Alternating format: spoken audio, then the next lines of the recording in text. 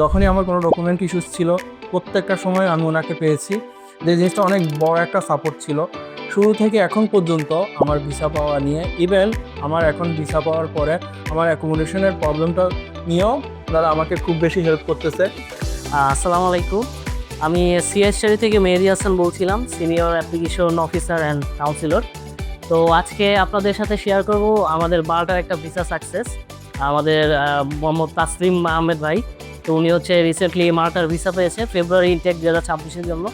তো ভাইয়া একটু বলবেন আপনার অনুভূতি এবং আপনার সম্পর্কে কীভাবে কী হলো প্রসেসগুলো নিয়ে আমাদের একটু বলুন। আসলে যখন আমি শুরুতে অ্যাপ্লাই করছিলাম আমি ফ্রান্সের জন্য ইন্টারেস্টেড ছিলাম। তারপরে মেহেদী ভাই আমার খুব কাছের একজন মানুষ হয়ে গেছে। উনি আমাকে স্পেশালি সাজেস্ট করলো যে মাল্টাতে অ্যাপ্লাই করার জন্য। প্রত্যেকটা স্টেপে এই মানুষটা আমাকে খুব বেশি হেল্প করছে। আমি কখনো বুঝতে পারি নাই যে আমি কোনো এজেন্সির কোনো একজন সিনিয়র অফিসারের সাথে আলোচনা করতেছি। অফিস আওয়ারের বাইরেও আমি যখনই ওনাকে ফোন দিয়েছি প্রত্যেকটা টাইমে উনি আমার ফোনটা পিক করছে।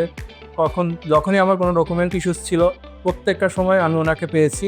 যে জিনিসটা অনেক বড় একটা সাপোর্ট ছিল শুরু থেকে এখন পর্যন্ত আমার ভিসা পাওয়া নিয়ে। ইভেন আমার এখন ভিসা পাওয়ার পরে আমার অ্যাকোমোডেশনের প্রবলেমটা নিয়েও ওনারা আমাকে খুব বেশি হেল্প করতেছে। তো আমি বলতে চাই যে যারা আপনারা অ্যাপ্লাই করবেন অবশ্যই আপনারা সিআই স্টাডিতে আসতে পারেন, ওনাদের মতো মানুষগুলোর সাথে যোগাযোগ করতে পারেন, আপনাদের অনেক বেশি ভালো হবে।